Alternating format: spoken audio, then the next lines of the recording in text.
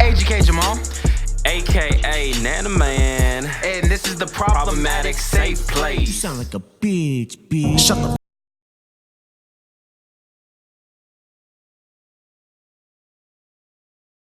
yeah. I've been waiting all week for this shit. Yeah, man, it's some unsettled beef, man. Wow. Hey, all I gotta say is wow. All right, so far, MGK or Eminem? Who are we looking at? One? Man, I'm gonna have to get MGK. I mean, the backstory and everything. MGK. Yeah. I will give MGK an E for effort, most definitely. Mm-hmm. Most definitely E for effort. It's just like Craig challenging Debo. You know, the big nigga in the neighborhood. I give him an E for effort. But yo, he knew this was coming. Nah, man. He knew he was gonna get. He knew that and he was gonna get this. And he wanted. He and wanted he got. it. The thing is, the reason why I do MGK because he got the response that he wanted from Eminem. Uh-huh. You know, and Eminem fell to that trap. But honestly, like, and then lyrically wise, like, I actually like MGK's song better than Eminem's diss song. I can understand that. I can understand that because Machine Gun Kelly's song was definitely more catchy, had more of like more of a bounce to it. Yeah. But M Current with the lyrics, it's not even a comparison, yo. I mean, like honestly, when it comes to rap beef that excites me personally is when they talk about personal stuff. Like when first off, when Tupac said he slept with Biggie's wife. Yeah, I love that shit. That was a kill shot. No. He didn't say. It don't even have to rhyme. It was a kill shot. Hold on, he didn't say I slept with your wife. He said that's why I fucked your bitch, you fat motherfucker. That's what he said. Okay? I can't even. I need a bar of soap just by hearing that. Yeesh. But yo, he did bring up Eminem's daughter, though. He did mention Haley's name. He been trolling her for a long time. So you know what this is going to do, man? All the Lils, you already know. All the Lils from this point on. Is MGK really a little? He's not a Lil. But all the Lils after him who are inspired by this trolling era, you're going to get a lot more niggas coming at Haley now just to get that clout from him. Yeah. But hey, Desiree. What's up? Hey, let's introduce our guest real quick. Yeah, I was waiting on the Wow. My bad. This is the first time I actually seen EJ blush. Oh, man. I'm like, dang. This woman right here to the right of me got like an angel. She's like an angel, Angelica. Oh, let's say Angelic. that. I didn't know if you were gonna say. You know what? I mispronounced you're not that. gonna You mispronounced the fuck out of a lot. Okay, yeah, I really did, and I was hoping I can get away with it. But angelic glow. She got a kind of neo soul vibe, but she looks like she's woke, awake. But coming to the stage the first time at the problematic safe play, Miss Desiree. Desiree, what's good? Hey, thank y'all for having me here. How you doing? I'm really excited. You excited? I'm excited to be able to have discussions with y'all. Yeah. I feel like this is gonna be interesting. Interesting. Oh, yeah. Okay. See, I get mesmerized by your eyes there. Don't look at eyes. I'm trying to look everywhere but your eyes there. I'm just turn this way then and my business. And just I'm just asking for a friend. Are you single? I am 1,000% single. Oh, 1,000%, snap, man. okay. Hey, I'm just Not asking for a talking friend. to nobody. I'm just not asking sleeping for a with friend. nobody. Yeah. Nothing. I'm not going to lie. All due respect, I almost wrecked my car because when I was pulling up to the studio, I seen Desiree. I didn't know it was Desiree, but that thing was poking, no joking, man. I tell you, I think she caused a couple accidents when she got here. Have you caused? Let me ask you this question: have you ever caused an accident? Like I know boys be breaking their neck to see you. Like, hold up, who this? Do you know of any car accidents? don't know of any accidents. I have caused some ripples in some marriages, but not any accidents. Some heartbreaks. Let's get into that. I'm just talking about not me, but husbands looking while they with their wives. Not know. But you never been like SZA, The Weeknd. You were never the Weeknd girl. It's all good. We don't judge. I mean, shit. No, I'm not worried about being judged. I I've been in that situation before. Okay. I mean, the person I'm with now, I mean, that started from my roommate's ex. So I'm not one to talk shit. I'm not. We went into that on another episode. So you never been the third or just part of? Oh yeah, yeah. I have. It was only one time though, and I mean, this doesn't make it better, but I mean, there was like a situation where he had some clout and some money, so it wasn't just like a regular guy. Okay. So Dang. So you used that clout and money. Oh, was that what? No, that's it. I felt like, every girl jokes with her friends about like, oh, he need to buy us a bag. This nigga, if he gonna be sleep with me, he need to give me a bag. He got a wife or a girlfriend or something like that. And I don't take nothing from guys. Like I'm real iffy about that because I feel like you owe them something, or like I'm like very independent. I never want to feel like someone has like done something for me where they could throw it in my face later. Yeah. Because I will throw that bag in your face later. Like literally at your face. So it's just let me know when you do that, because I'll come back and scoop the rest of the bag. Nothing goes to waste around me. And I ain't gonna lie, I'll be the first one in the club when some fellas be making it rain. I'll be right there fighting with the girls. Oh my God! Oh man, you that guy. You that guy at the strip club helping the stripper get her dollars. Exactly. I'll be recycling once. What you mean? My God. I'll drop to the ground. You pick it back up. Hey. Shoot, I'm frugal with my money. What you mean? You gonna meet the wrong stripper one day. You gonna meet the wrong stripper one day. She gonna kick you with that heel. Hell yeah. Yeah, them heel kicks. Hadouken. Like Tekken. Hey, yo, back to this Eminem shit. Back to the Eminem shit. Yo, I want to get into the smoke. Desiree, have you heard the diss track? That's why I was silent, because I haven't heard it. Okay. I haven't heard either one of them. I've seen the aftermath, the stuff on social media and stuff, but I'm not really, I went to Coachella earlier this year, and I got to see Eminem in concert and live, and when he brought out Dr. Dre and stuff, and that was pretty cool. But other than that, I don't really just keep up with Eminem. Yeah. So, or Machine Gun Kelly. I mean, really, I don't have You don't fuck with white rappers. Right. There you go. There it is. Okay. I was gonna say I don't really have a respect for white rappers. Try that out. Yeah. But yo, man, so we talked about it last week. MGK responded. Kudos, man. Kudos, the only one of the young niggas, and he's not Lil, but one of the younger artists to actually have the balls to respond back to him. No, and it's I don't like you already know he was just one of them. I think many people responded back to Eminem, but don't have as much clout as they MGK. responded through fucking tweets and Instagram. Basically, fuck him. He a bitch. He washed. But where the bars at? Where the lyrics? That's what I want to care. That's what I care about. That's what I want to hear. All right. So let's go ahead and play that kill shot. All right, we're on that kill shot back. Shut the fuck up.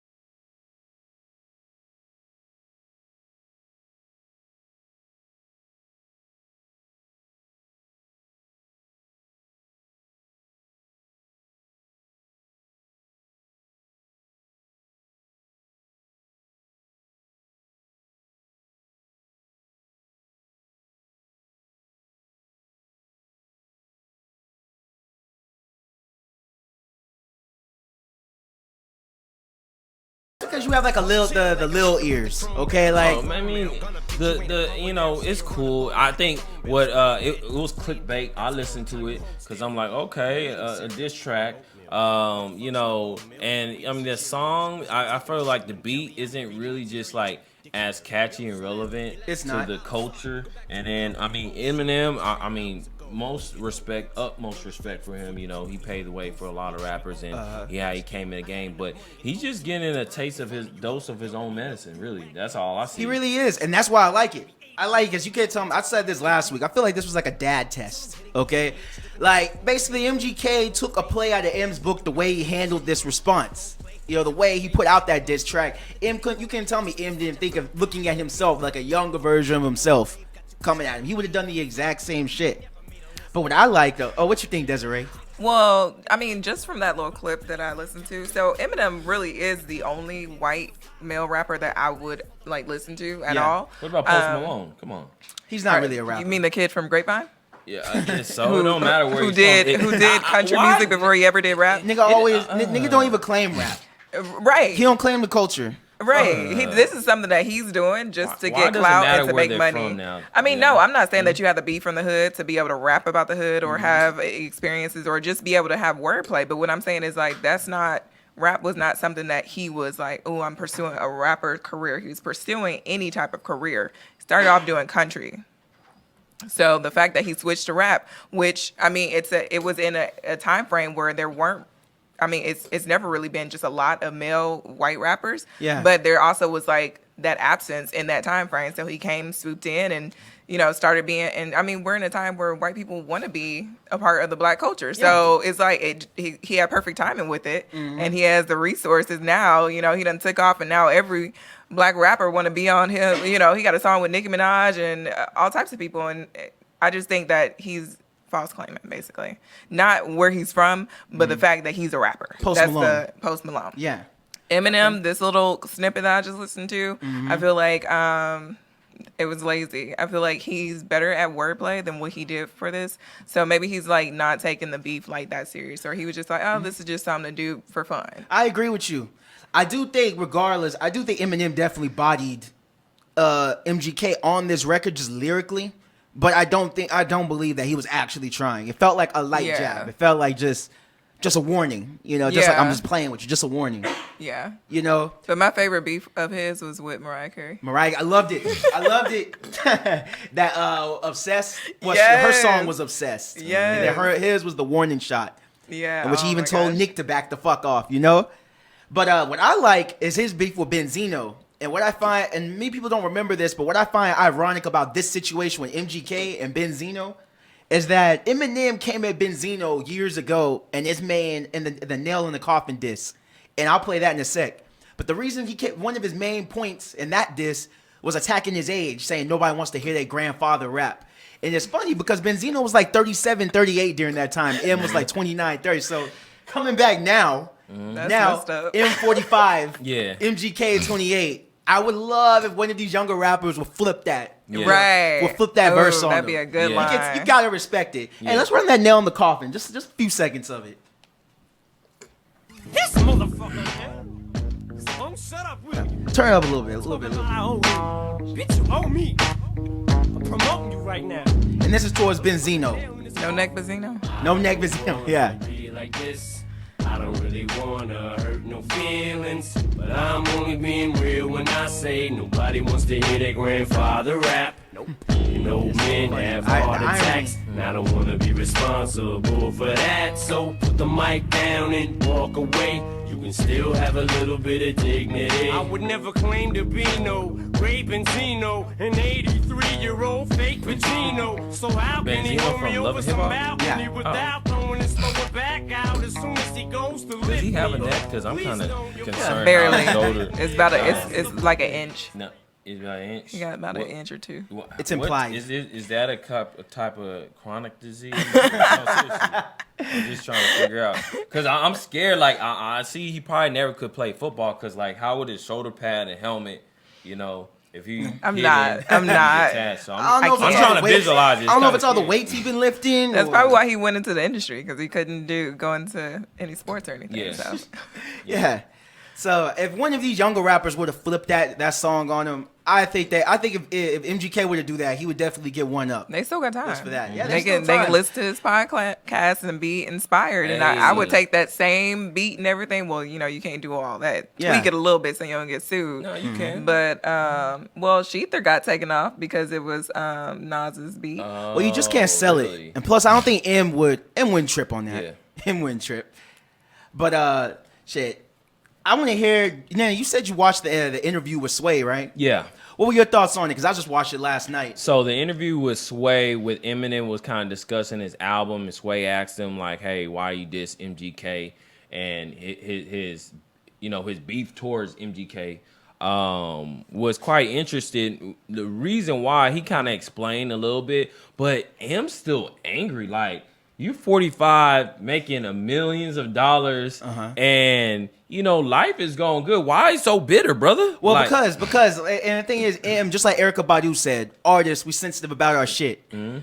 knew, like, he got the backlash from his last album, Revival, which was fucking trash. Right. I didn't even listen to it. Oh my gosh, I hated it so bad he put that out. Because M is on my top list. And for him to put that out, I was like, did you not? What was it about? What was so trash about it? It was supposed to be sort of like a woke album. It was speaking up for social issues, police brutality against blacks, all of that. But it was executed just trash. Trash to listen to. It was just bad. It was just sonically unpleasing. What about this album? What you think about this album? This album was definitely, it wasn't the greatest M project, but it definitely offset the previous album. I like Kamikaze. I thought it was dope. It gave us back Slim Shady. That took us back in that era with Eminem, which again, like you say, Nana, is no longer relevant. Yeah. Younger artists, younger listeners, they're not checking for that shit. Yeah. But as a hip hop fan, that likes lyricism, I enjoyed it. I liked hearing M come at all these, these multitude of rappers. Yeah, I fell asleep. I fell asleep, honestly. And I fell asleep during the album. And it's cool. Like, the reason why I respect Jay-Z so much, because the thing about Jay-Z, he shows how he progressed through different phases in his life in his music. Yeah, which is very honorable, because not a lot of rappers can do that. M, you still talking about the same angry, M is notorious for battle rap. That's what he's good at. That's what he made a lot of money at. Now, it's like, pay the way for other people, and then like also change your subject matter, like something like personable. Like, that's why I resonate with Drake so much. I feel like I'm just a dark skinned Drake. Because the thing about him, he's like, Drake is transparent, and it's like relevant issues that people are not really discussing openly, or at least artists. What issues are Drake talking about besides his baby that was a secret? That was born last year. Well, Drake made it comfortable for me now, as an alpha male that I see myself as an African American. I feel comfortable expressing my emotions, wearing my emotions on issue. That's an issue within yourself. And let's not even skate. People overlook this a lot. Drake is actually very abusive. If you listen to his lyrics, like, fuck all of his songs, like him singing all that melodic, like, he's actually very verbally abusive. Talking about the way you walk, that's me. The way you talk, that's me. How is that abusive? How is that abusive? Basically, he's telling all these girls, you ain't shit without me. I made you.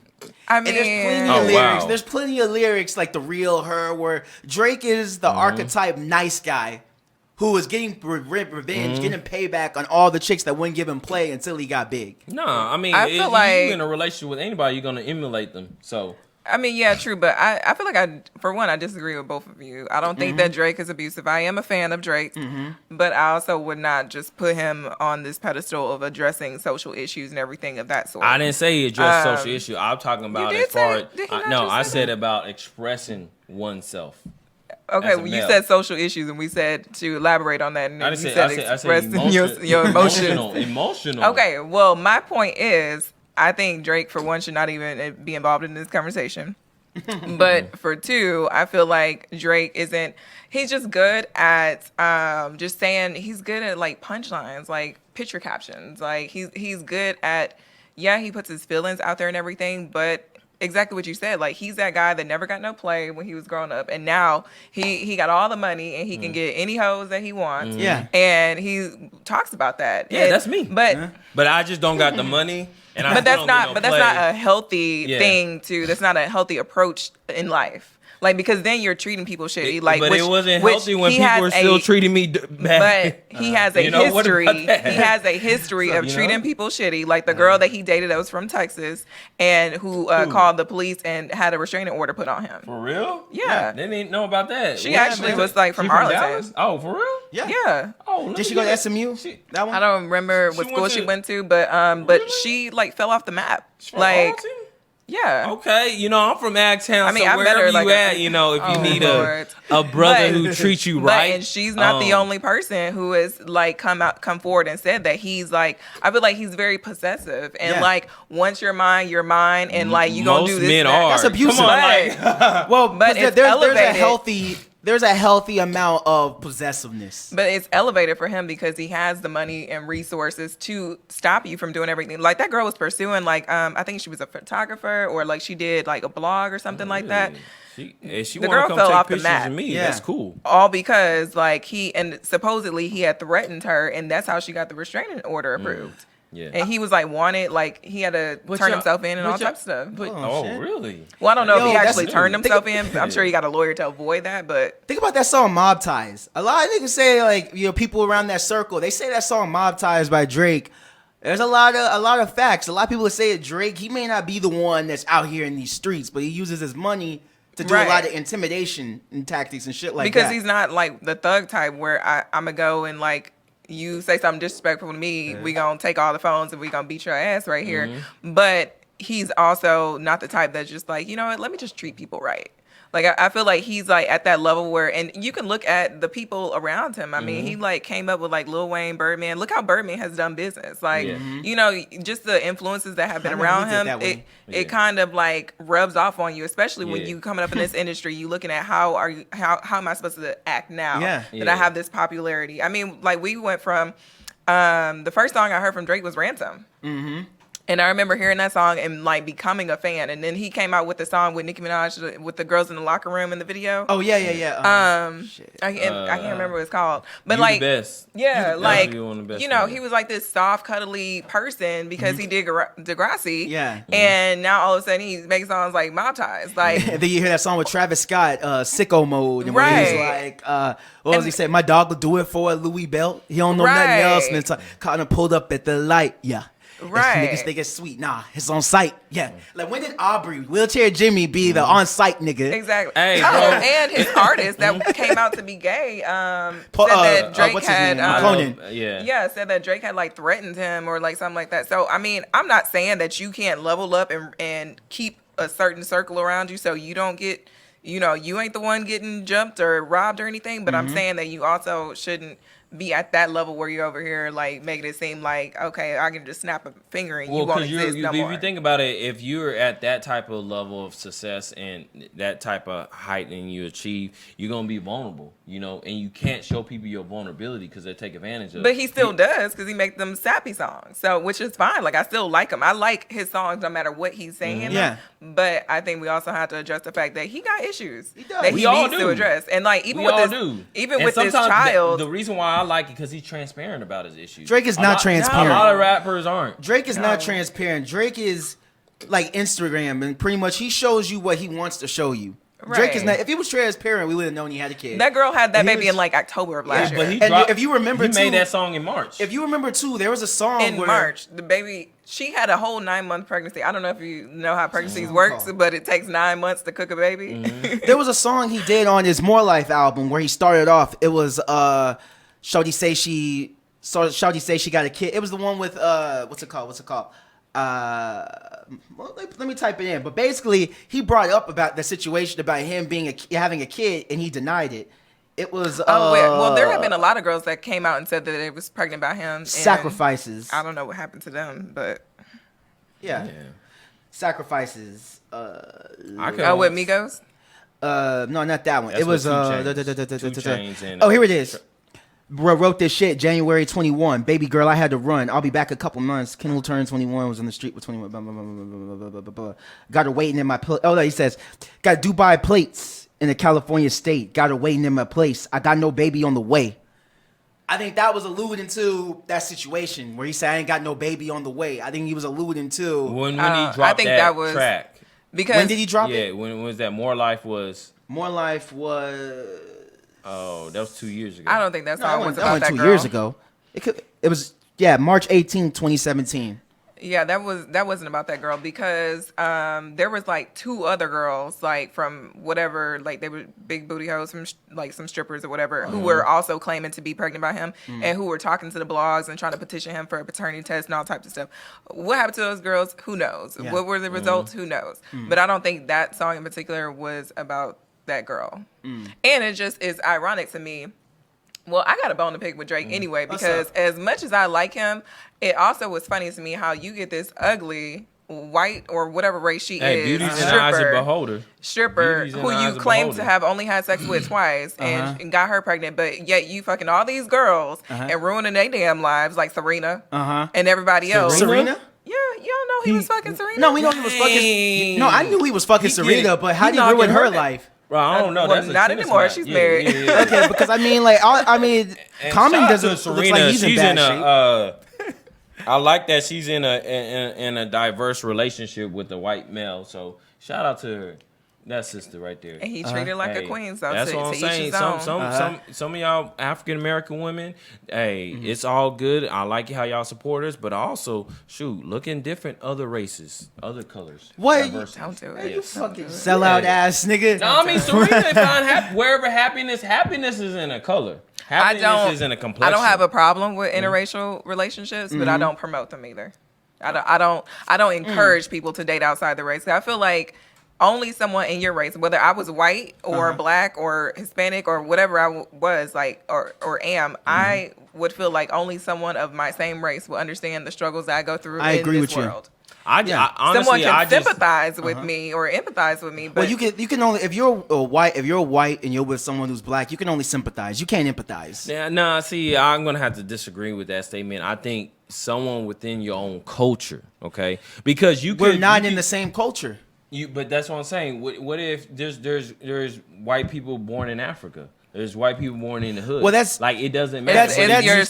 I'm talking about it in terms we get our of treatment American based on our skin tone. Yeah, in U.S. in American culture, where race does matter. Okay, well, where there's different perceptions on race. There's no way that a white girl or a white dude, whoever, can empathize with my situation. There's no way. Serena in the car with her husband driving. If they get pulled over, Serena's gonna have a different fear for that cop approaching that car than her white husband who's in the driver's seat. Yeah, and it works both ways. Just like I can never see the world from a white woman's eyes. Because I've never known that. I don't know it. I'm always aware that I'm a black man. I'm always aware that shit is not going to be fair. That's just a fact of life for me. It's not even like it's not fair. That's just a fact of life. I know I have to move a certain way. For instance, this next topic we're about to get to with the Bronx teacher. The way the article titles it was caught giving an oral or performing an oral sex act on a 14-year-old boy. Just in the title alone, that shows you white privilege right there. Does anybody know what I'm talking about? Oh no, I don't, because I'm not privileged. Just call the cave bitch a rapist. That's what she is. She's a rapist. She raped a young boy. But did he consent? Okay, so look at it this way. You don't have the right to consent if you're under 18. It doesn't matter if he said, give me head. Like, no. So I'm trying to see, what was the skin complexity of the young boy? I have no idea, but she was a white woman. And she ended up getting, 10 years probation, avoids jail? And kept her teacher license. I say above everything else, like, okay, obviously the white privilege is going to happen. If she doesn't go to jail, okay, whatever, I can look past that. But the fact that she got to keep her teacher certification, like, that's messed up. Like, how do you qualify this woman who sat there and raped a young boy as being still capable of educating our young children? Thank you. Because think about it this way: if it was R. Kelly that was teaching that class, all right. If this was Mr. Kell's biology class, that was with a 14-year-old girl, which happened to be on camera, and he peed on her in the back of the lab. I think he already done it. So that already happened. And see where he's at. He got away with it. But guess what? Place? Everybody we call him a rapist. I call him a rapist. I call him statutory Some Kells. people still rapist call Robert. Him greatest ever. Huh? Some people still call him greatest ever. If we're talking music, that's a totally different conversation. If I'm judging just his music, then there's no denying. Yeah, R. Kelly made an impact on the culture. But I do not play it, and when it's on the radio, I change it. I don't. You love his music, but you don't play it. Because I grew up on his music. That's an oxymoron. I grew up on his music, so I can't take away how those songs make me feel, or like "Step in the Name of Love" and stuff like that, like memories with my family. I can't take away how much that means to me. However, I can sit here and not play his songs so that he doesn't get any more royalties off of these songs or make any money because of me. Yeah, that's why I have, I can do that as a consumer who is now educated on what he does and is no longer supporting that. So I'm not going to take away from his craft. I'm not going to say, oh, he's a crappy singer. Like, no, he's a great singer. Yeah, he's a great artist. Yeah. However, his personal life affects how I feel about his music now, so I can't support it. He ain't shit. And I'm usually the type, I've said this before, I separate the art from the person, from the artist. But in his case, the two to me keep intertwining. I mean, you produced all of Aaliyah's first album. Age Ain't Nothing But a Number.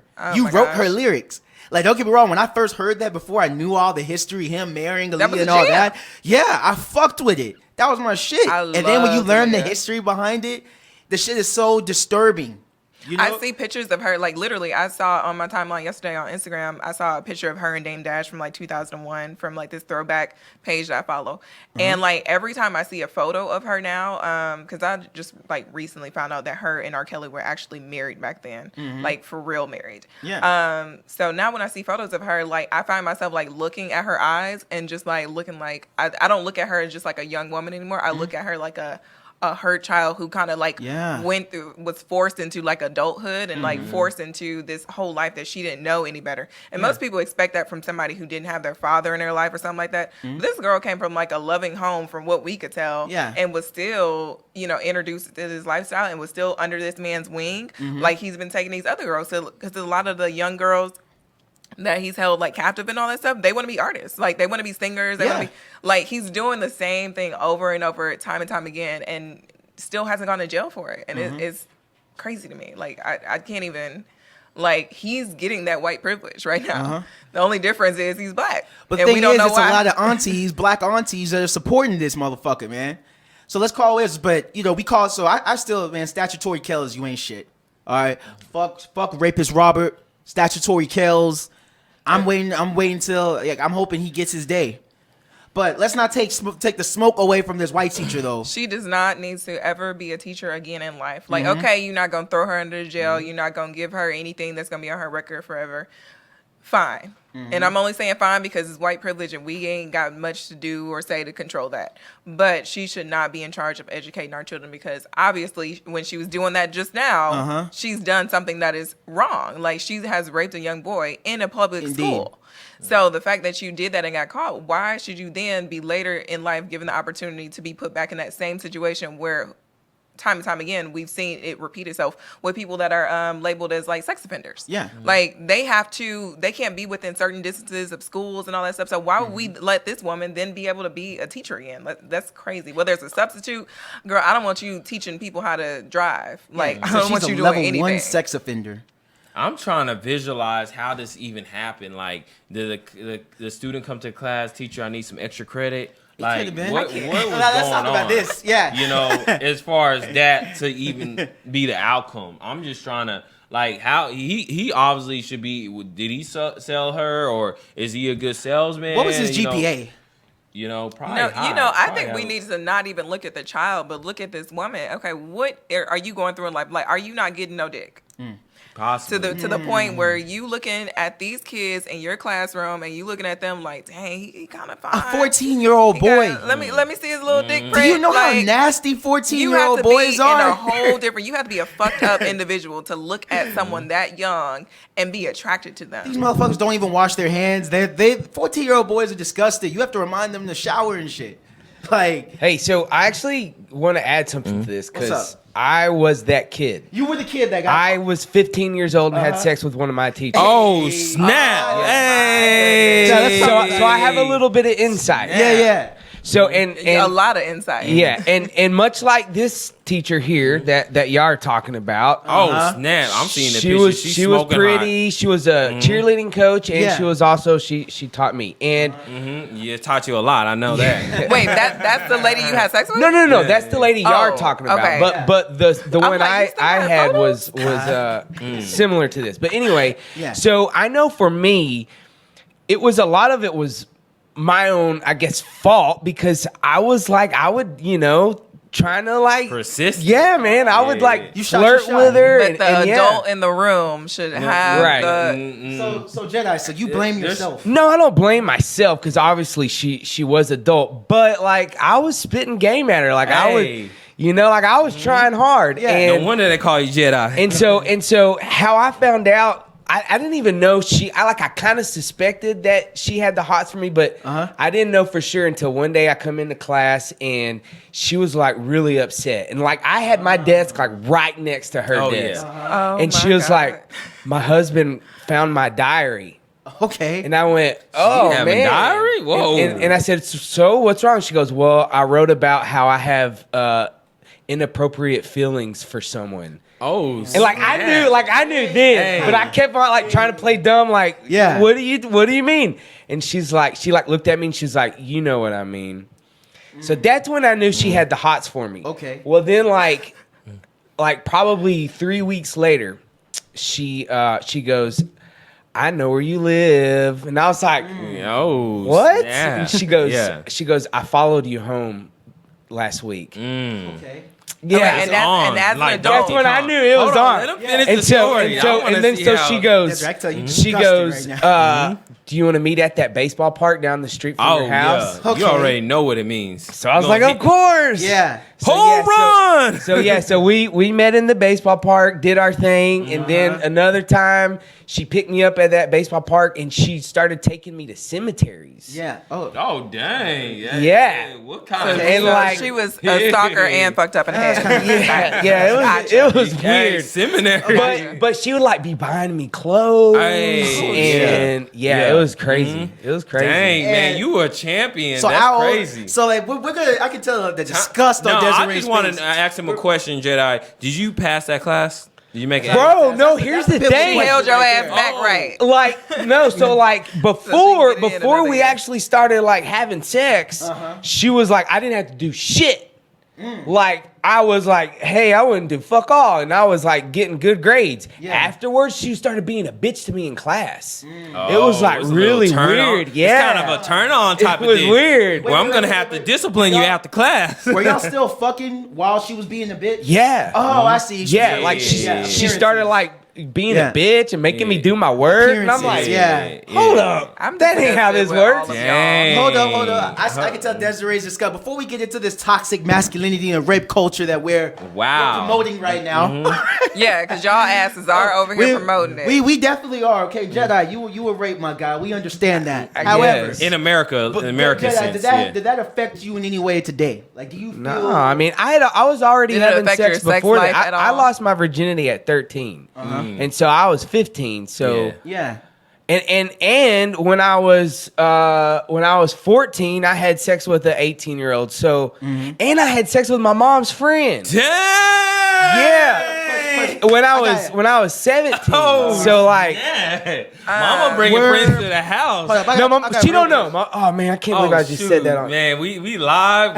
Yeah, it's going live. They don't see your face though. They don't see your face. Were drugs involved? Nah. Any of these circumstances? Not at all. He got it like that. Whatever you's telling him, you have to coach me here. I'm still trying to. Well, nigga, you a grown ass man. Hey man, If you need coach now, it's too late. Nah, man. Yo, but you don't have a weird thing for older chicks, or you. Obviously, Nah, not at all. Mom's friend. She was young. She was like in her 30s. Yeah. Oh, You know, yeah. How old were you at the time? I was 17. She had just got a boob job. Well, you got raped again. That's legal in You some got raped states. again. She had just got a boob job. Yeah. Well, actually, she was a little drunk. Yeah. Yeah, it was. So, she wasn't even really did like you that rape close her? to my mom. Like, did you take advantage of her? No. She started showing. She's like, "You want to see my boobs?" And I was like, "Hell yeah!" And Like, so, how did that conversation happen? God. man, so we were Where's your mama at? So my mom wasn't there. So I was at my mom's real best friend, and then the other chick was like a other kind of close, like other. Just somebody cool friend. to kick it with, but not to have around your kids. And then so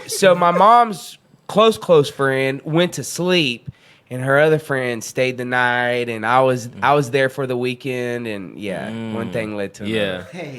Hey. One rape led to another. You're right.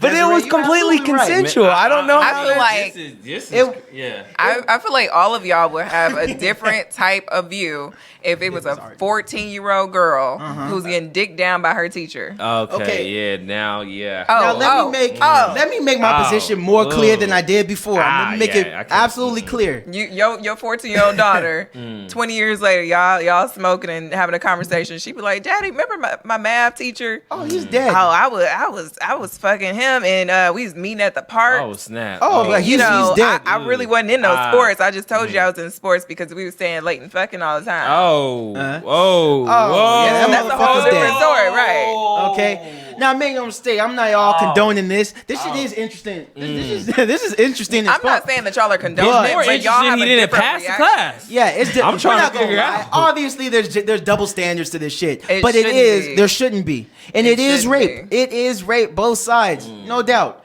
Yeah, because But even Charlemagne when has do people mentioned pass that. surpass the adolescence years? When is that? When are they really considered an adult? 18 is the legal age. Is it just an age number or is it a mindset? How can we really judge that? That's a good question. And the reason, this is how I look at it. 18, because let's be honest, 18 years old, you don't just start, you're not mentally a mature adult. You're still a kid. Especially men. A lot of 18-year-olds, especially men. You're an 18-year-old in high school. You're not an adult mentally. However, I look at 18 as the age of accountability, where you are held responsible for your decisions, you know? But as far as mentality, maturity, all that goes, you being a grown-ass man, 28, 30 plus, talking to a 14-year-old, especially if you have some status or some clout to your name, bro, come on. You know who's doing that right now? Who? Drake.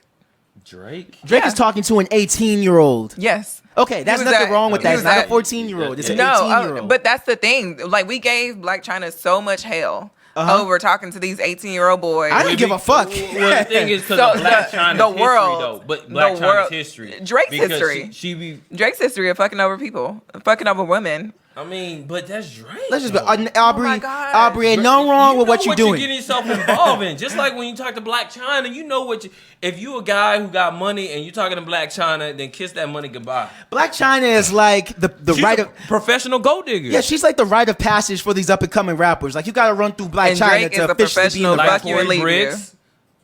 Like who? Like Tory Bricks, all them Instagram vixens. Yeah, pretty much. But let's be clear, okay? Aubrey, to the best of our knowledge, he is still operating within the legal realm. So Aubrey, you keep doing what you're doing, man. But he's also like, what is he, 31? So why are you going backward? Like, at least She's Serena, 18. at least Serena. So, let me ask you this question, Desiree. When you were 18, did you talk to older men? No. Never. Okay. Have you ever talked to older men? Yes. By what age? Can you tell me the age gap difference? Like I the think biggest. The biggest. One guy was like the same age as my dad when I was like, how old am I? Yeesh. I was like 23. Okay. Well, what's the difference there? I At least Aubrey's For 31 one- to 18. for That's one, like yeah. what 12, Women 13 mature years. mentally way before men do. Okay. So, and at this time, I was already graduated from college, and this was someone that, like, it was just like a situation where I just like had a fling out of town, and it just ended up being a relationship. Yeah. Like, I really wasn't like trying to like date this person or anything. Yeah. And he was like divorced and like on his like let's have fun shit too. So it was just like two people who wanted to have fun. Yeah. Now, looking back on it, do I regret it? Absolutely not. But I've always had like well, I'm not gonna say always because it didn't kind of happen until like after college. But I went through like a phase of like dating older men because I just felt like the guys my age wasn't shit. But why weren't they shit? Okay, Was it because of what they had, their status? Because a lot of them are still like getting into their careers, so they having money issues Well, or shit, like they're in college. No, and that's fine. You know, that's not something to look at. But a lot of guys, even to this day, like aren't ready for relationships. So then you end up in a situationship with someone, and you're not getting the attention you need, the time you need, and you ain't getting. They don't have enough money to go out and do stuff. It's like, let me just like see how it is to date an older guy. Then you got an older guy who can afford to do whatever, and the most issues you're gonna have with them is like the age gap when it comes to when y'all want to do different things. Like you realize like, oh yeah, you are like older, like. You're not gonna kind of understand my lingo, or I mean, not that they were like that much older. They were still like pretty hip, and they was fine. But see, here's my question though. So- I question what you define as maturity because you keep saying that men mature slower than women. But just because that you want an older man who has his shit together financially and all that doesn't make you mature. No, it doesn't make them mature. But or you saying it doesn't make me mature? No, women and girls in was gonna say, general. 'cause Just I'm a because pretty you want a mature guy that's person. already established. Because look at R. Kelly, for instance. R. Kelly is probably one of the most immature adults. But he dating has these to make. young- I'm not saying that it's all is money. I'm just saying like also I think it's the commitment thing for me. Like I feel like a lot of guys like even once they get the career they want and have a salary that they've been aiming for. I feel like commitment is not like the first thing on their mind. Like now they in they shit where it's like, damn, now I can afford to do the fuck shit I've been trying to do all this time. So now I got the money to do it, and I can have all types of hoes. But why and does I that can have to go be on labeled as immature though? Because what I'm saying is, it seems like women tend to view commitment and maturity on the same level. I think you're making a mature decision by saying that you're not at the place right now that you're ready for a relationship. Right. That's That mature. is mature. But if you then continue to lead somebody on, or if you pretend like you are ready for a relationship. Like if you're in a relationship with somebody, they're cheating on you all the time. They're obviously not a mature person. Yeah, I agree with you on that stance. But I think a lot of times they're cheating on you all the time. It wasn't a relationship. Well, for the record, I have never been cheated on that I know of. So. That you know of, yeah. Everybody is a that you know. So of if you cheated on Desiree, please come to the forefront and let us know. Please let us know. I still have everybody's number. I've been in the lesser end of the stick multiple times. What, cheated on? Man, like I don't really do too many relationships, but I mean I've been in the lesser end of the stick. Myself. But I wouldn't say Nana's immature because he doesn't want to commit. He's immature for a lot of other reasons. Yeah. But commitment isn't one of them. But the commitment adds to the other reasons. Yeah. And I'm definitely not surprised by him saying I don't do too many relationships. Like now I'm at the point where I can look at somebody and tell if they about it or not. Like if they gonna waste my time or not. So just curious now, asking for a friend. Nana, let's go out. Let's do both of us. All right, Nana, what do you think? Did you pretty much answer it? What's the next topic? We still got the rest of the show to go. Okay. I'll let you get out of this one. Just this once. All right. So, man, Ariana Grande, or Ariana, if you say her name, Ariana Grande. Whatever. All right. Miss Nickelodeon herself. Miss Ponytail. Hey man, no disrespect on Ariana, man. She, if I'm saying her name wrong, no disrespect, but she spoke up about Mac Miller. Okay. R.I.P. Mac Miller. Now, one thing that got me is a lot of people are saying she broke her silence, and it gave me the impression, kind of like she owes the public a response concerning Mac Miller's death. I even read like a few tweets where she was, but several commenters were like, "Oh, so you're just not gonna tweet about Mac? Shortly after his death, you're not gonna post nothing about it." And I'm like, damn, man. Like this is the era we live in where it's like you can't grieve privately. People think people equate not posting to not giving a fuck. Yeah. Like your mom could die, and if you don't post about it, they're gonna be like, "Oh, you ain't really." That's why people get so mad about not posting relationships, because they feel like if you don't post your relationship and like every step of the way, you don't really give a fuck about this relationship. Yeah. I think people take social media too serious. Yeah. I think everybody who was attacking Ariana for not saying anything about Mac, or even for like blaming her for his death, that was fucked up. Blaming Mac for you don't know their relationship. You don't know what they went through or what she tolerated from him or what he tolerated from her, or like we don't know the ins and outs of their relationship. So this could have been something that, like, let's say she had her own demons and then she found out about this. This could have been something that pushed her over the edge for her to commit suicide. For people to sit there and like be attacking her and antagonizing her and trying to get a response out of her, I think that was like really fucked up, because like anybody who has moved on from a relationship, especially considering the fact that they were like just dating not too long ago, like, and then you find out that ex dies, like, I don't care who you are, I don't care what that ex put you through, you are gonna like hurt on like deep inside, and it's gonna be something that nobody can console you about, because it's you beat yourself up, so you don't need the world to then also jump in and be like, well, why are you beating yourself up about this, or why are you beating yourself up for not being with him or whatever, let me also get some licks in too. Like I just think the world was like the whole Twitter, all that was all fucked up. Well, it's kind of the industry she's in industry entertainment, and everything's magnified, and you're right on. I actually agree with you, Desiree. Like, if you don't demonstrate your love publicly, people are like, is this real love or what's going on? And but I think her response was well, she definitely media trained, but her response was well written. Well, yeah, I adored you from the day I met you when I was 19. I always will. I can't believe you aren't here anymore. I really can't wrap my head around it. We always, we talked about this so many times. I'm so mad. I'm so sad. I don't know what to do. You were my dearest friend for so long. About anything else, I'm so sorry. I couldn't fix or take your pain away. I really wanted to. The kindest, sweetest soul with demons he never deserved. I hope you're okay now. Rest. So, first off, man, fuck all of these dumb, ridiculous groupthink motherfuckers who actually believe that she is the cause of his death. I hate to say it, man, I love Mac. I love him more as a person, his personality. I didn't know him personally, but I loved him more for his personality than his music. which was also dope. Interesting. How come? How did you know him? Does he have?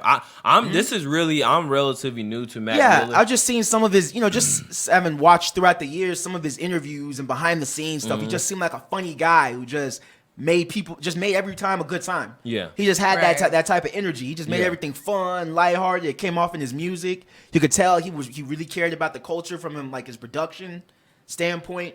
He used like a lot of he gave homage to a lot of older artists in hip hop. I mean, Mac Miller's dope as a person. He's dope, but but that man. But all that said, that man made his own decision. And I guess that kind of goes into the main topic. Yeah, we'll get back to that. We'll get to that. But you can't put that on that girl. And I'm not an Ariana Grande fan by any means. Right. Yeah. But that's absolutely fucking retarded that you put that on that girl. I don't even think I think what she wrote for that caption was very intimate. Yeah. And we didn't even deserve that. Like, right. I think, if I can't say what I would do in her position, but I think I would have just posted a picture of him with no caption and no ability to post comments. Yeah. And just left it at that. Like, she doesn't owe those words. Like, that's like a love letter to him. Yeah. And speaking, she's engaged too, so as well. Right. And everybody is looking for her to just like say F you to her fiance and just like be a widow. What? Like, and it's like, no, like she has to be continue. Married to be a widow. I'll give you that one. That's 1 point for you. Oh, shade. First and last point. But I just feel like she didn't owe anything to anybody. And especially like this happened right after the whole Aretha Franklin funeral thing and like the guy inappropriately touching her and all that stuff. Yes, he did, but I don't think he intentionally did it. Yeah, I don't think that it was intentional. I don't think that he was just like, let me grope on this girl on a national platform where everybody's going to be able to see, including the people behind me, the people on TV, and etc. I think he was very nervous, and it was just like something you do out of nervousness, like how you say or like oh or something, or like you do like you're nervous so you don't really know where to put your hands. So I feel like awkward. Yeah, I feel like at some point he should have snapped and like realized like, okay, well I can at least put my hand down. Like I don't have to hold her this whole time. But I don't think that he intended to like grope on her publicly like that. And maybe he wasn't used to being in front of like all of those cameras, used to that kind of spotlight. Yeah, that was I don't know anything about this preacher. Arena. That was a huge, just a huge setting to be in. So I could imagine that anyone would be nervous. I feel like it's one of two things. Either he was like super nervous and it just was something that he did and didn't even realize he was doing it. Yeah. Or he's just really, really, really deep into his inappropriateness to where he didn't even realize that it was a problem. Yeah. He just like was doing this out of like subconsciously. And I think it's more so the first thing than the second. So yeah. That one I'm willing to give the Reverend the benefit of the doubt. I'm not so quick to persecute. I'm gonna just say it was an awkward moment. We're gonna give that person the benefit of the doubt, not just because he's a Reverend. True. Same I thing. didn't know. What you just said? No, because when you said it, I thought that you were meaning like, okay, because he's a Reverend, I'm gonna give him the benefit of the doubt that he wouldn't do it. That's how I thought you were meaning. Yeah, there's a bunch of Reverends out here who ain't shit. Oh, okay. I was Creflo Dollar. Some more will come to mind later. Creflo Dollar? Yeah, man. Nigga you put him shit. up there? Yeah, motherfucker ain't shit. Our ex-pastor, the church that I go to. Okay. What church is that? St. Luke Methodist Church. Best church in Dallas right now. But we had an ex-pastor who was accused of messing with little boys. Oh. So fuck him. He's definitely on the list. Catholic? No, it's not not Catholic. What's his I'm only reason I'm not gonna say his name is because I know me and his daughters we're the same age. Oh, okay. So the only reason I'm gonna say his name is because of this. Yeah, I mean we don't have to. But fuck that guy. Was he ever? He was just accused, or he was convicted. He wasn't convicted, but a lot of the kids spoke up. People spoke up. I didn't see anything with my own eyes, so I can't say for sure whether he did it. But it was enough for him to resign and leave. Right. And many people were talking, so that's what I know from the situation. I feel like if you didn't do it and people were accusing this, that's a lawsuit. Like I would be suing people if I know for a fact I did not do something and people are accusing me and I'm a public figure like that. Yeah. But in the church, but if you step down, I feel like that's kind of like a. And the thing is, they know guilty. who to do it to. Also, like the pastors know who to come for. Right. Because like me and like we had private moments, growing up. I would just go to his office or go to we would talk, stuff. I think they know who to choose. who not victim? to. Yeah, because I wasn't for that shit. Even when I was a little kid, my dad had to tell me the story. Even when I was a little boy and I met with this, it was the previous pastor before that. He's an old man. He was like, oh, come to my office so we can, pray or something. And the first thing I said at 5 years old, I was like, why can't we pray here? Out here. Like, it was my dad was like, you could go in there. I was like, but why can't we do it here? So we just did it there. Oh. So even then I asked questions. So I think they know. You always been pretty critical thinker since that age. I guess so. It's a gift and How a long curse. have y'all known each other? Man, I just met maybe this guy the day on the street. Nah, man. That's where I met you, on the street. College. You was working. Yeah. Was I working? The corner. I knew it, man. I knew he was doing something with this. You seen his Instagram? Taylor shirtless pigs, IG right. dotting all on the gram. Right. My Instagram's there to inspire people.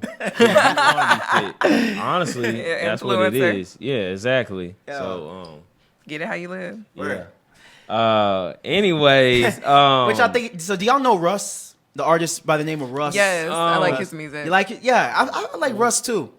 Yeah, I just started getting into shit, it. what he do? listen one of his songs. What he do? What you about to say? Well, for some reason Russ gets a lot of hate. He's been doing a lot of interviews this week. I guess He attracts hate because he's a hateful person himself. Okay, let's get into it. Let's get into this shit. Educate me. Yeah. All right, so Russ did a lot of interviews. He must be doing a rollout for a project he's about to drop or whatever, right? Yeah. But the most common question he gets is why you get all the hate.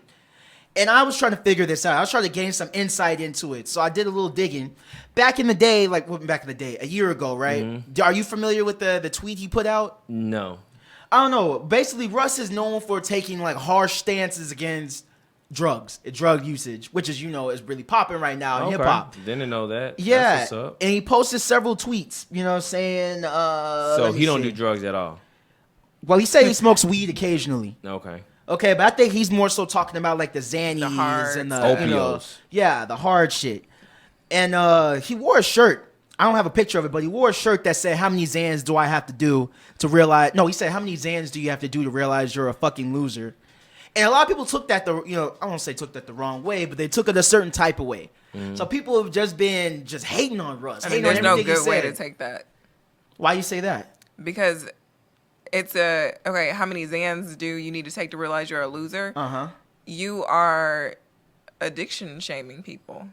That's how I would take it. Like, I mean, a lot of these people that are doing these drugs are doing it to mask something. Like, you don't just pop a drug just because, like, oh, what does that do? Like, you are enticed by it because you're like, okay, what does it do?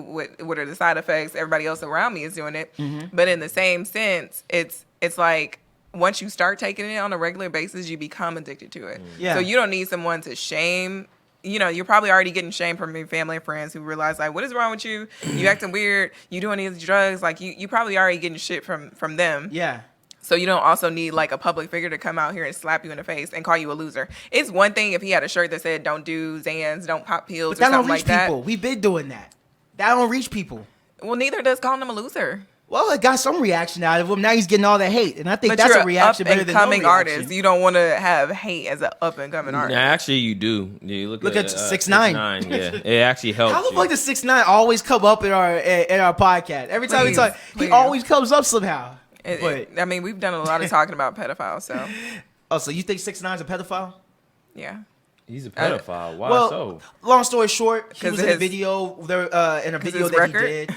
Well, his record convicted him as a sex offender, a misdemeanor. Misdemeanor. Oh, child inappropriate conduct with a minor. That's what it was. So, inappropriate conduct with a minor because allegedly he had a 14-year-old. He was 17 at the time. He had a 13 or 14-year-old girl in his video doing. She's 3 or 4 years younger than him. Yeah, she was doing. You talked to me. Hold up, let me get the full story though. Okay. She was getting. As a grown woman. Yeah, she was 3-4 years, whatever. She was 13, 14 years old. Something happened where maybe she took her top off or did something, right? What? Yeah, and allegedly some of his associates, people that he was close to, end up having sex with the girl. Oh, snap. And he was connected to that. So that's the way the report Back to comes what you were saying. It's just 3 or 4 years, right? I mean, 3 or 4 years, but then again, I mean, you know what? Hey, can we go to the next question? I mean, we're not done. No, hold on. We gotta unpack this one. So what do you think?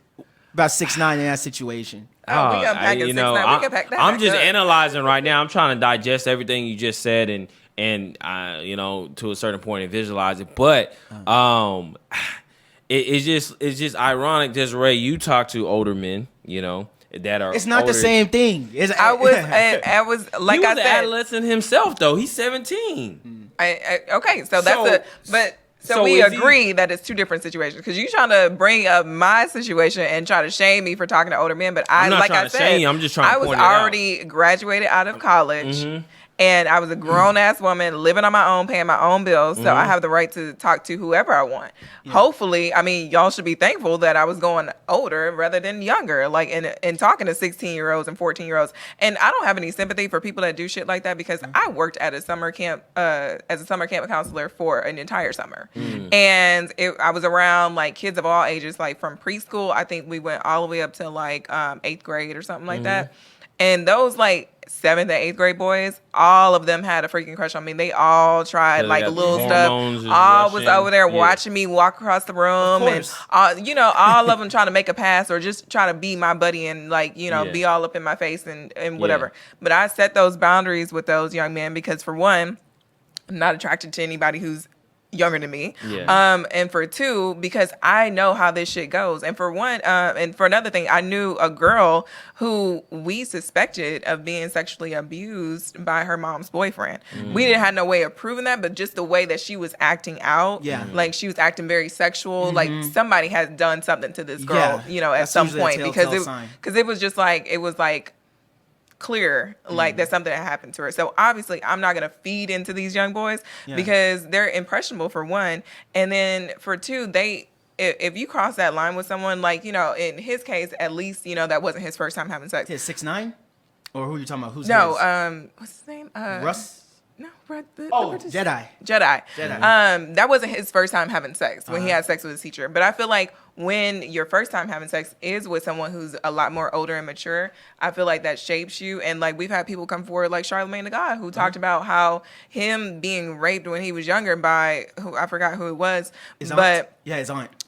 But how it affected him and how he looked at sex and viewed women, and how like he then was later in life put in awkward situations because of how he felt like he had to have it. Like, you're exposing a child to something way sooner than they should be exposed to it. And not to say, who knows what that girl's history was with this whole 6'9" thing. Like maybe she had already been having sex with other people or whatever the case. But I feel like somebody needs to be held responsible for her being in that situation and even being able to have sex with men that were older. And it just so happened to be him, but he has to take responsibility because it was his video shoot, and you ain't supposed to be having no young girls around here. And you should have people around who can control their dick. Like, it's not like control their dick. That's interesting. It's not like they were forced to have sex with the girl. Like, like you as a man or even everybody has the chance to determine if they're going to have sex with a person. That's what it's all about. Like, that nobody should be able to take that from you. But this whole conversation is ridiculous. That 18 and up messing with an adult is totally different than children. Okay, but like Russ, right? Russ, let's give some tweets, some more context to why he's hated so much, right? So first tweet: abusing Xanax and other pills, etc. in private because you depressed. Other mental issues is one thing. Still not good. Constantly recording yourself doing drugs and putting up pics and videos of doing it is when you start choosing to publicly glorify it and make it an image. I agree. Okay. Then he goes and says, I don't have a difficult time finding the correlation between being depressed and abusing drugs. I do, however, find it difficult to find the correlation between depression and publicly promoting your drug use over and over again via pics and videos. I could be wrong, but discussions should be had. Again, I agree. Okay. All right. And he says when you say you're depressed and not trying to glorify drug use, to pander to the public by making it an quote-unquote image, that's one thing. The second you start posting videos and pictures of you doing it is when your actions contradict your words, period. So kind of redundant, but he's reinforcing the same point. So basically Russ's point is he's not shame. His intention is to shame those who are struggling with it, but more so the ones who are promoting it. All right. But long story short, he's been tweeting this, and then one rapper, Smoke Perp, he's just like, fuck you, Russ, you a bitch. Says some shit like that. Smoke Perp is one of the Lils, okay? He just doesn't have the Lil. I know of him because of Lil Pump. He's the one. He came out before Lil Pump. He's one of Lil Pump's good buddies, and he helped Lil Pump come out. And then because of Smoke Perp, that's one of the reasons Lil Pump started rapping. Lil Pump just recently started rapping, like literally 2-3 years ago. Yeah, it was recent. Like literally. I watched his interview with J. Cole. That shit was trash. I didn't The watch interview? it. Yeah, that shit was trash. I mean, I didn't go But into it expecting a lot of context, but I just wanted to see like why J. Cole even addressed this person. So. I mean, they both put out diss records about each other. It just seemed like this. I don't J. think Cole really diss him? That wasn't a diss. Yeah. I don't think it was a diss either. Now that I called them diss records, Yeah. but really his Lil Pump did 1985 diss was J. not a Cole. diss. That was like advice in the was. form of song. Yeah, it was advice. I agree. So basically, Smoke Perp come out and he's like, "Shut the fuck up, you a bitch." All right. And then it says, "Don't ever use someone's death to make yourself look cool or, as an example, lame as fuck." And I think he's going off of the Lil Peep situation when he died from overdose. All right. So fast forward today, what all these events have to do with today. Recently, there's video out of Lil Pump, not Lil Pump, what the fuck? Smoke Perp. Russ allegedly sending goons out, or him himself jumping nigga named Young Bands or something. They all young. I Young don't know Bands what's going or on Smoke here. Perp. All right. Yeah. They all young. What do y'all think about that? Because Russ caught a lot of hate for that too. People think that he shouldn't be fucking with the Lils or whatever.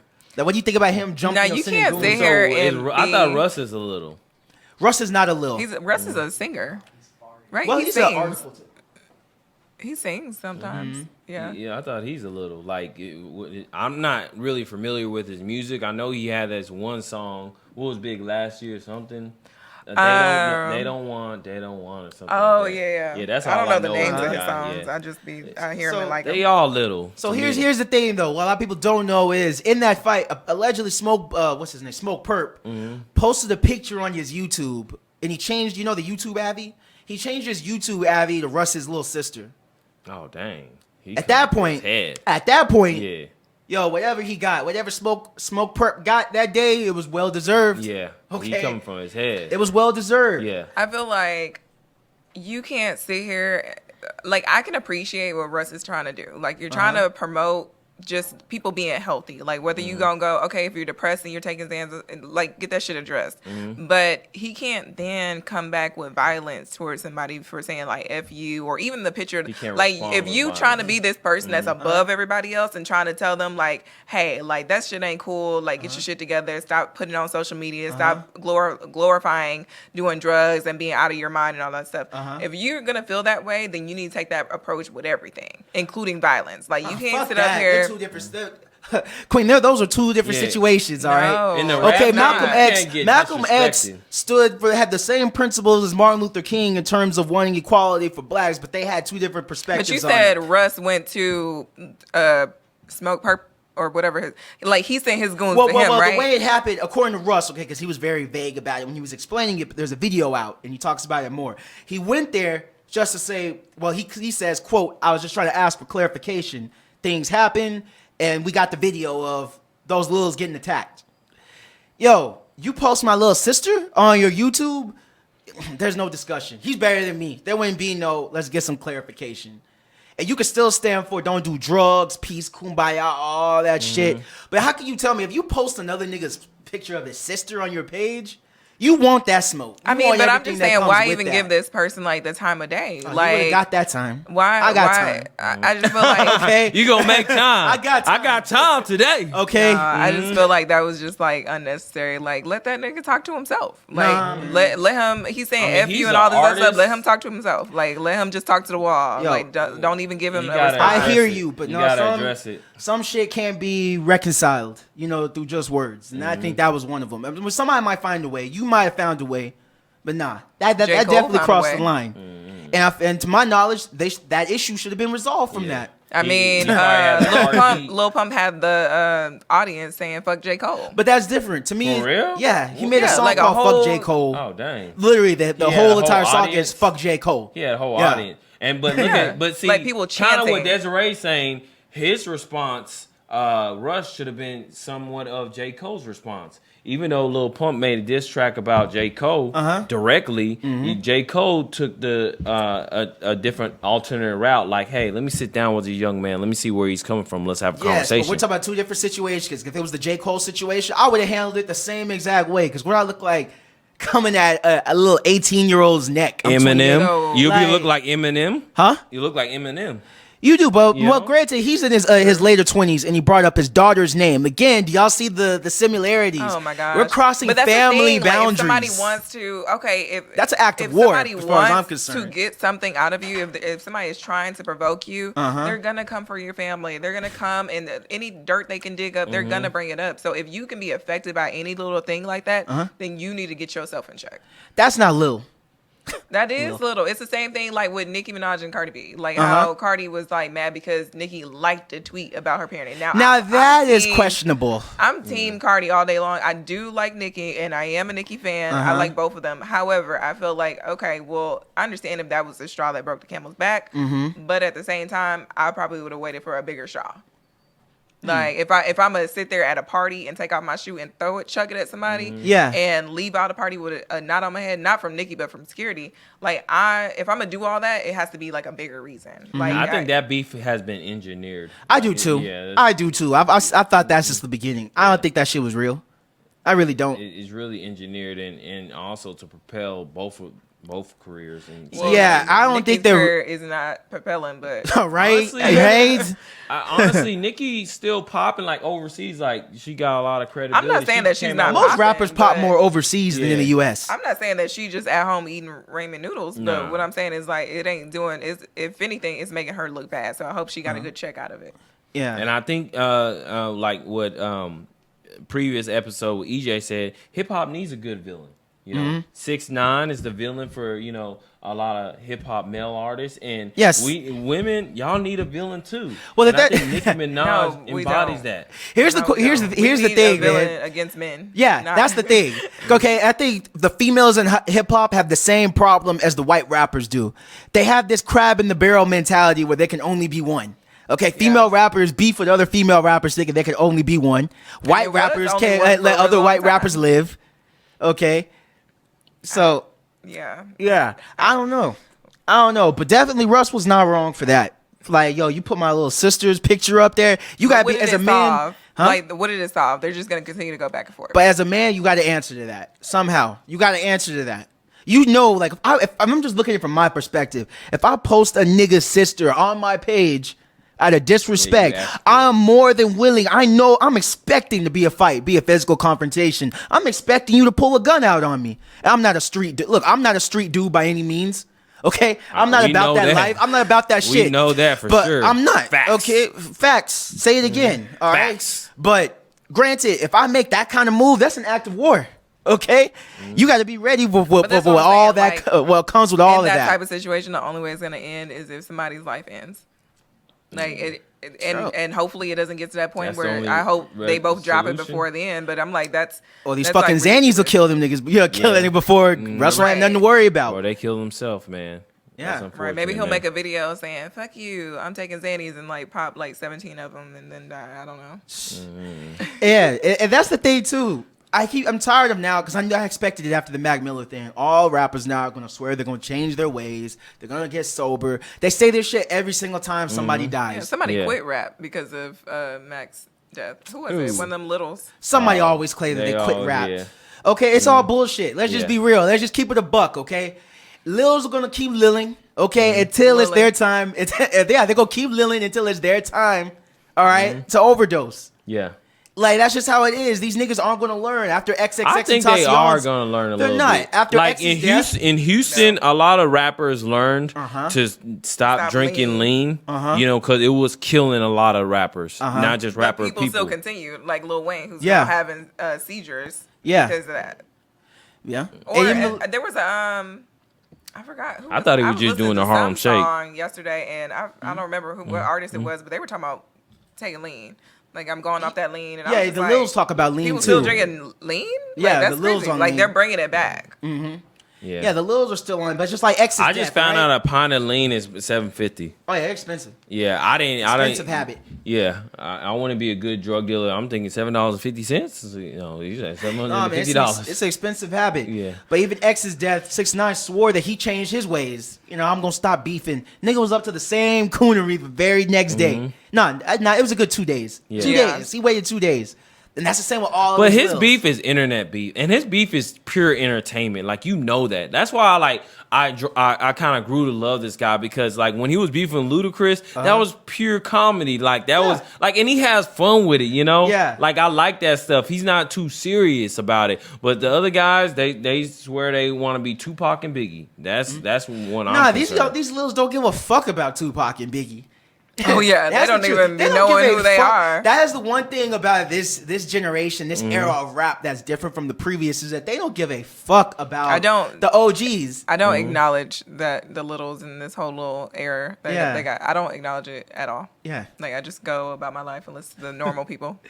Yeah. That's why I'm like, who? I'm growing to love him. Like at first I was like, what's all this buffoonery I'm hearing on the radio or whatever? Now I'm kind of liking, like, you know what? After his passing, I realized XXX was a really talented young artist. Like, nah, nigga. You know, I'm like, he got some. No, Nana, fuck no. I'm not gonna let you do this shit here. Nana, man. Nana, I'm gonna need you to keep that same fucking energy. Shoot, you shitted on X, bro. I mean, that Moonlight, like that one, his whole recent album he dropped was kind of fire. Yeah, I'm like, dang, he got Moonlight on it. He got some songs Spanish. So I'm like, dang, this guy's talented. He has some. It was a variety of different sounds and instrumentation I heard on it. And his flow was like, okay, this guy can rap. Shitted on this kid after his death.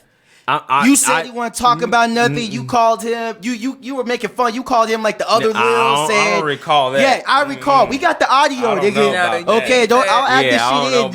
Give the fans a rewind. That's not right. You shitted on this nigga. But you were on his knee. You were told on. Me, and you said I was on his dick. And you know what? You're more than welcome. You needed some kneecaps at that time period in your life. But don't come here now talking that this kid was really talented. Nah. Nigga, you without time out, guys. Time out. Hey, hold on. She said time out. Ain't no time.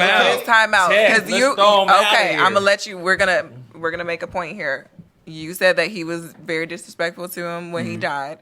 That's fine. You need to own up to what you said. Now, hold on. Because you can change your opinion. You can change your opinion. Just own up. You like, you know what? I prejudged him. I wasn't disrespectful. Before I listened to I didn't disrespect him. Before you even heard a line, you called him whack. I didn't agree upon his behaviors. Okay, you didn't know about his behaviors until I talked about it on the show. I wasn't disrespectful to him. You're not gonna talk about you prejudged him. You didn't talk. You didn't know anything about his behavior till I brought it up on the show. Nah, Nana, you're not gonna.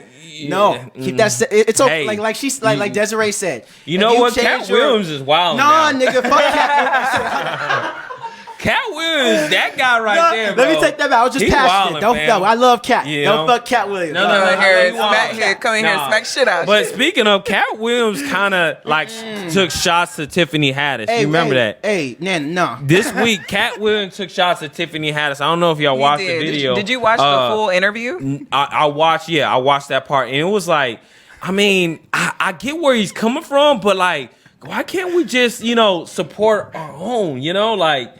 And I get where Katt Williams is coming from. Matter of fact, Jedi, can we get to that video when Hold up a sec, Jedi. Hold up. You really think that it's gonna go down like that? When we only got 10 minutes left in this show. No, we don't. Bullshit. No, we got time. Nana. I ain't got time, bro. No, we got time. So you changed your opinion on X. Is that what it is? I said, like, I mean, is that what happened? I don't think he I think he's very this way. multifaceted artist, creative. When did you find this out? Recently, like maybe 2 weeks ago, I actually kind of just like listened to some of his. So you actually gave him a shot, is what you're saying? It's cool. I was in the gym, and I was like, okay, what's this guy talking about? Okay, and it was like, okay. I couldn't listen too long because I didn't want to be depressed myself. I was like, okay, But other than that, so now you have an informed opinion. Mm-hmm. Okay. That's all I wanted. That's all I wanted. Are you happy? I'm happy. I just wanted you. I just wanted you. You're jumping for joy. I wanted y'all need to hug this out later. Because you tried to play it off. I don't want to hug this guy, but X, he was real talented. Nigga. You can hug him for me.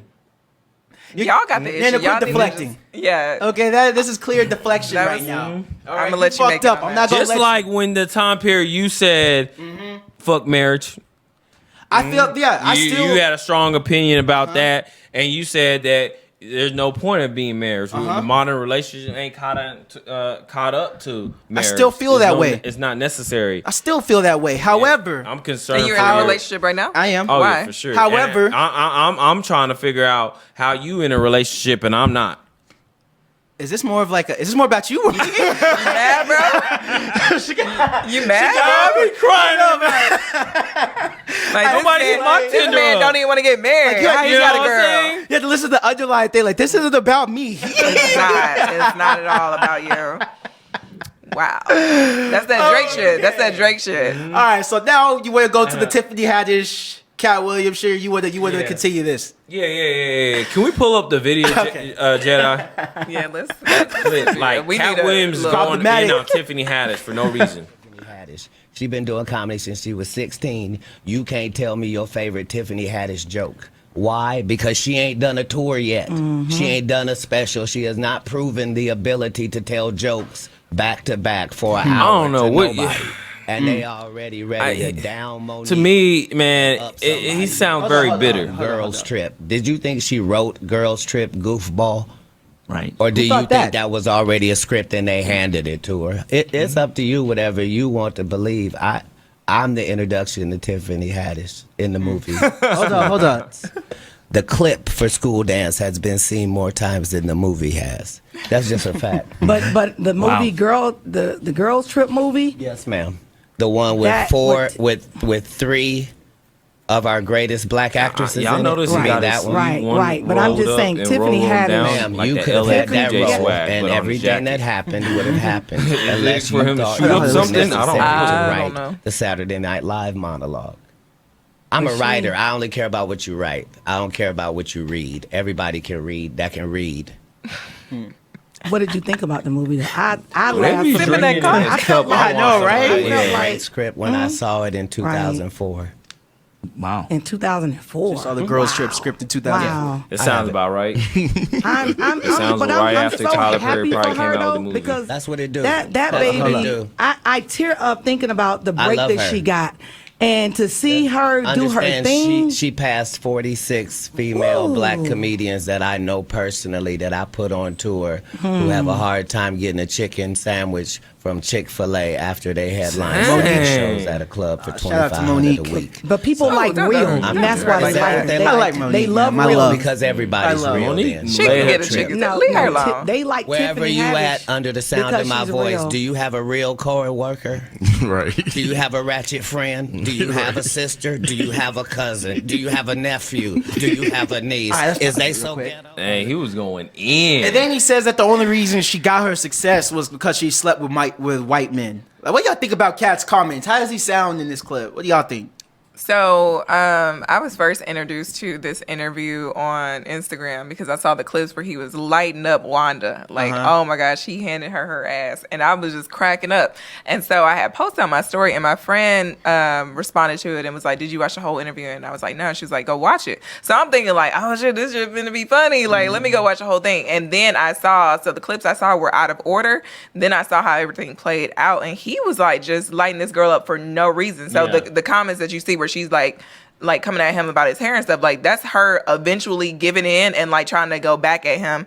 So I don't know what his like vibe was that day, because it seemed like he was just like angry in general. Yeah. Because she never came at him about anything, and then all of a sudden he just started going hard on her, and she tried to like segue and try to laugh and stuff, and then she like, well shit, I'm not gonna sit here and get played because she's a comedian too. Yeah. But I just think he had one of his angry days, as he seems to always have. Like, Yeah. I don't know. He's walking around with this chip on his shoulder Yeah. about I think Katt everything. is So, and can you explain in detail? So, Katt Williams was also lighting up the host of the show, Wanda, Wanda, the host. prior yeah. to having this conversation about Tiffany Haddish. I think it was kind of throughout the interview. Like she like would segue away from it, and then like he would eventually come back to it more so towards the end. But this was like when they first started asking him questions of what he Okay. thought about and stuff. But I think him he started off strong saying that, black comedians, we needed to stand up for each other, and like, we don't get But he's the doing the appreciation that we have. opposite. But then Yeah. he goes and throws her under the bus, throws Kevin Hart under the bus. Like he was like going hard at a lot of people and talking about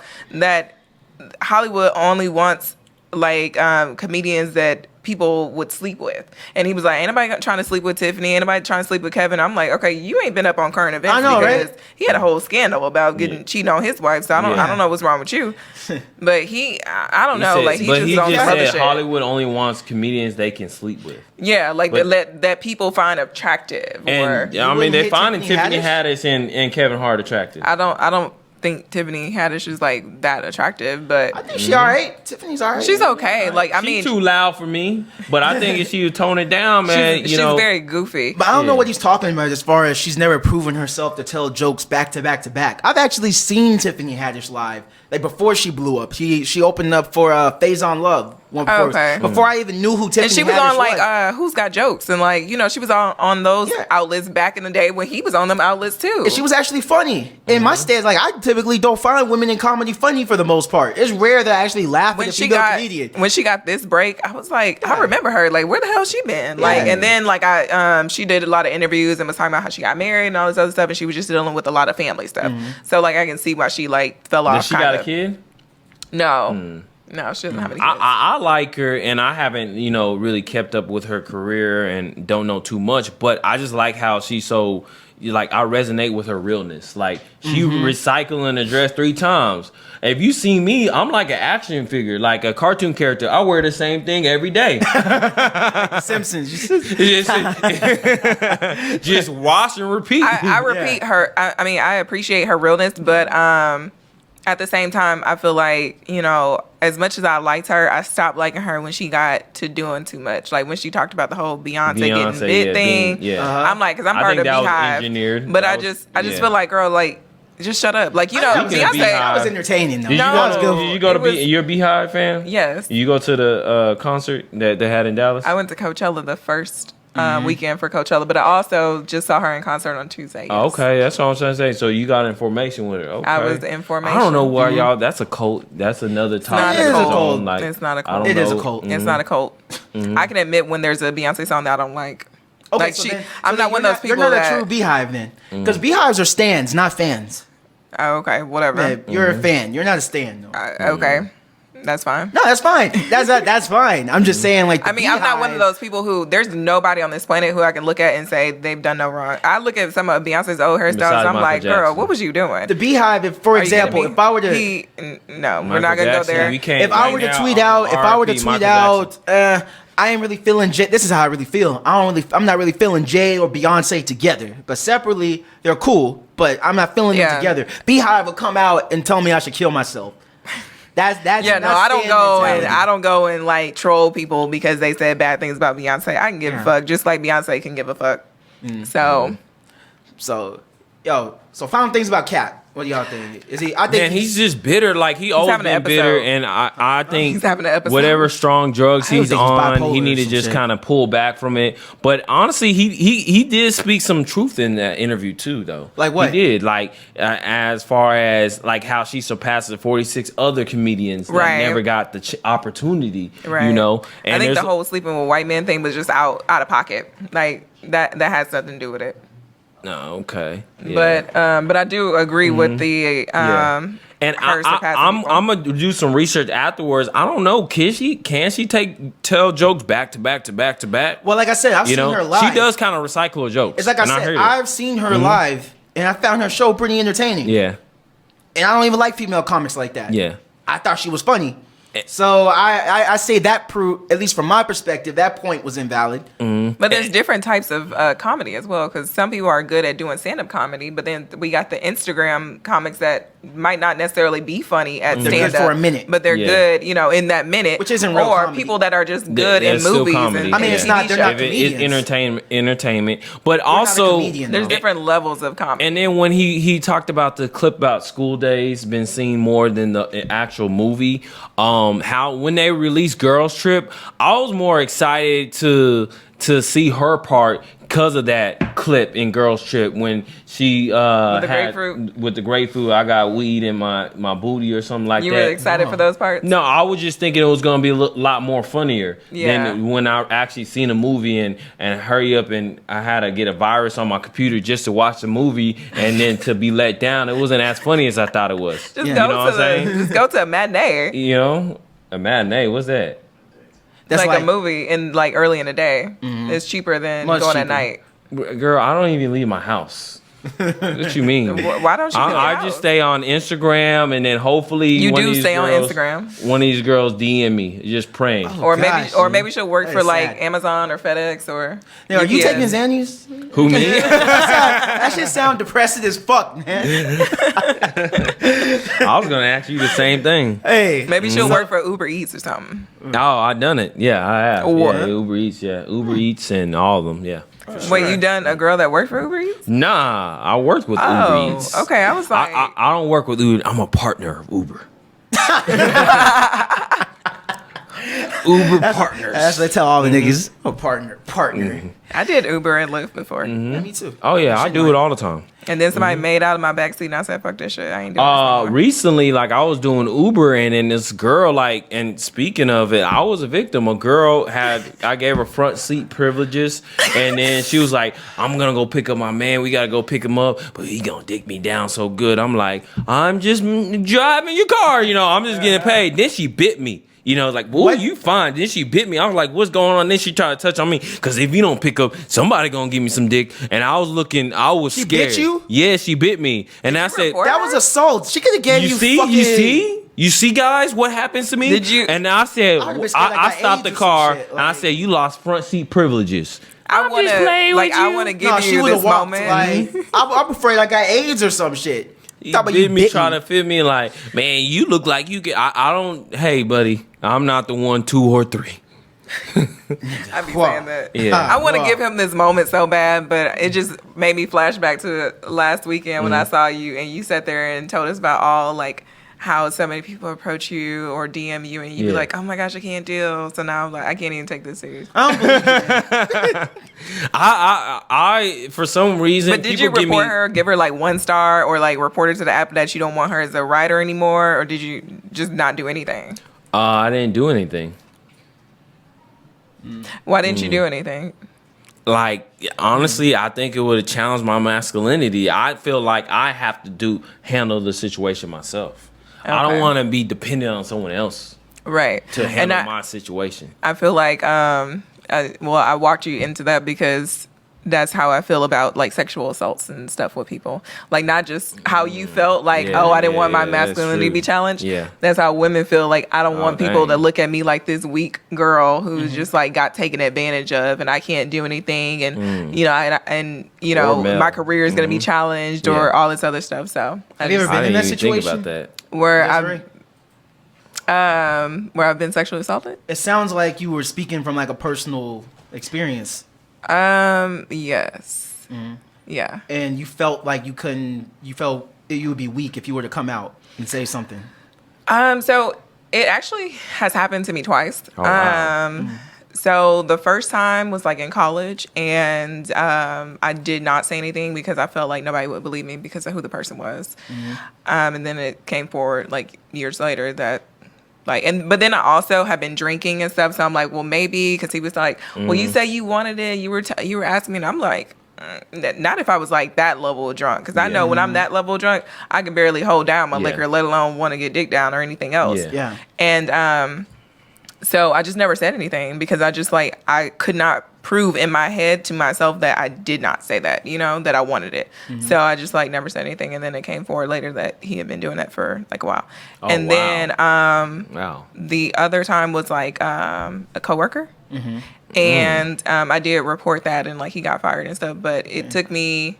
But that was like, well, I did report it to the police, but it took me a while because he was a black man, and in this world, like I felt guilty, like I don't want to put another black man behind bars and stuff. And it was another situation where we're like drinking, and I'm like, maybe he just got the wrong cues or something. Like I don't know, like maybe it was, you start to blame yourself, like maybe it was something I did, maybe I was like leading him on or something, like I don't know, like, but I don't think I was because he told me he had a girlfriend, and I don't know if it was his fiance or wife. Either way, he was like in a full blown like commitment with like kids and everything, and he wasn't even somebody that I would typically go for. So I was like, I know I didn't give him no cues like that, like But I ended up like reporting it like maybe like a month later. Well, I reported it that same day, but they wanted me to do like a rape kit and all that stuff, and I just like wasn't down for that because that's very traumatic as a woman. So then I was just like, you know, they were like, well, whenever you're ready, just let us know. Then probably like a month later, I'd report it. And they did an investigation. They arrested him. And, well, they had him come into the police station and stuff. And nothing happened. Wow. Nothing happened? Nothing happened because he said that I consented. Wow. So they just took his word, despite me having like bruises and all types of stuff. Oh, so. wow. But the thing is, he was fired from the job. Yeah, he was fired from the job. So the company definitely took the full blown no, we ain't even finna like deal with any of this. But when it came to the actual police who were there to protect and serve, they took this man's word despite me having like marks around my neck. And how did that make you feel? It made me well, for one, it was already just a traumatic experience in general because then they do like the little lineup photo and you have to pick them out, and that was the first time I saw him again since it happened, and that was emotional for me. But then to know that they weren't gonna do anything, it was just like a slap in the face because like I already didn't feel comfortable coming forward, and now I have come forward, and there was like absolutely no justice. Like this man gets to go about his life just fine. His wife or fiance, whoever she is, doesn't even know that this happened. Like He's probably missing for like an hour and she didn't think anything of it. Like, you know, it discourages women from wanting to come forward and say anything. Yeah. Because if that happens, it's like it wasn't even worth it. Yeah. So this is there's a couple things that stood out to me, you know, what you said. So one perspective I've never heard before was you felt guilty, like you didn't want to put another black man behind bars. I've never considered that, because one of the things I've always been on my mind about this is why does it take so long for women to come forward, you know, and say something about it, you know? And I've never considered that, you know, that perspective. That is a reason. Yeah, I'm very pro-black. I'm very I understand the dynamic of having a black man in the household because, you know, it's been discouraged all these years by public housing and food stamps and all that stuff. Like for years, you had to be a single parent to get it. So they encouraged the black man to be outside the home. And then, you know, how they come down on us and they're, you know, try to get black men on drug charges and stuff like that. So I'm very pro-black, and I'm I don't want to put another black man behind bars, although he violated me. And I felt stupid for even thinking that. What do you mean? Fuck, if he's black, white, purple, green, or blue, you should still go to the police and say this. But I also I had that heaviness on me, damn, this is somebody's dad who this. Me doing this could prevent someone from having a dad in their life, although he ain't shit. Yeah. Wow. You know, it just was something that crossed my mind and everything, and shit. Kind of in a moral dilemma. And that's crazy. Just for you to build up the bravery and courage to go do that is very admirable. Just thinking about that, even my situation, when I noted to it, the girl kind of bit me and was feeling on me, but I don't feel you know, if it went further, I don't feel it was necessary to go to authorities and tell, hey, especially me, my masculinity and my physique, that this girl had kind of took advantage of me, you know. And it'll take a lot of bravery, and it will lessen my masculinity. To me personally, me as a person, Terry Crews just came out a couple months ago about how he was sexually assaulted himself. Now, now I'm just gonna be 100, man. I don't think your situation is even everybody's thinking it. Okay, your shit is nothing on the same level as hers. Okay, I can't sit by and just pretend when he brought it back to him, I was like, okay, maybe he's gonna tell us a new story or something. I'm sorry. But then when he's talking about this bitch biting him, I almost bitch ass just now because what you not gonna do is try to compare apples and oranges. No. I'm so sorry. Okay. No, but I should kick your ass. I know what kind of car you drive, nigga. Oh snap! Snap! Okay. Can I get fine. Hell no, you can't get no damn shit. But I mean, I've battled those demons and kind of gotten over. I probably should have went to therapy for it and everything. But I've come to term with everything, and you know, I'm a believer of Jesus Christ, and I feel you get what you put out in the universe, and whatever energy you put out is gonna come back. So, you know, eventually that'll catch up with him. I'm not gonna wish him ill or anything like that. But, I would. But he knows what he did, and he knows, what he got away with. So. Mm-hmm. And also with going back to the rape kit thing, you said it took you like a month or so. Like it was a traumatic experience during that time. Because again, your story is giving me a different perspective on why I've never been able to figure out why it takes women so long to come out. So what was so traumatic about the rape kit situation? So for one, I couldn't do the rape kit to begin with because I had already showered, because I just you feel disgusted. So in this particular situation, I mean, not to get into too many details, but I wasn't he did not put his penis in me.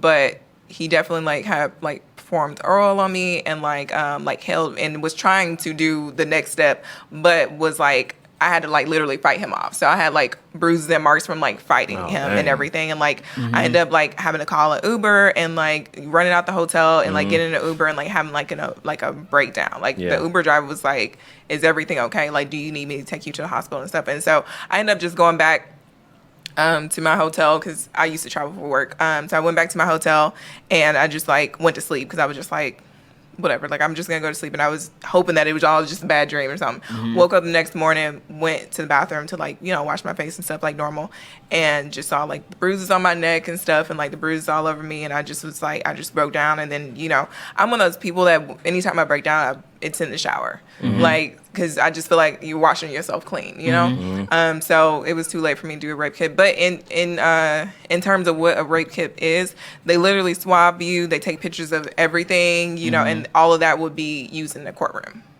So anybody in the courtroom is gonna see all your business. They gonna, So yeah. I just, it's just a traumatic thing to go through.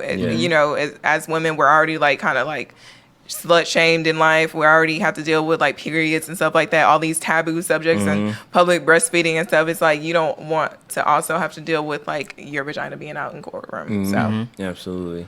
So what advice would you have going forward for people that are in your what would you have done differently? Let me just keep it on you. What would you have done? Would you have done anything?